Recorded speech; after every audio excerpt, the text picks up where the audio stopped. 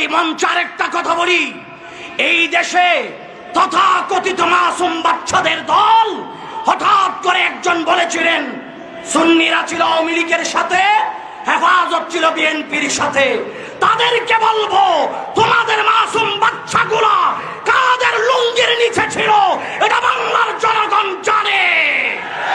সুতরাং বাংলার সুন্নিদেরকে ট্যাগ লাগায়া বুটের মাঠ থেকে দূরে সরাইতে পারবা না। যত চাপাবাজি করার দরকার বুটের মাঠে এসে করে দেখাও। এটা রইসুদ্দিনের রক্তের বিনিময় সুন্নিদের আবারও সচেতনতা শুরু হয়েছে।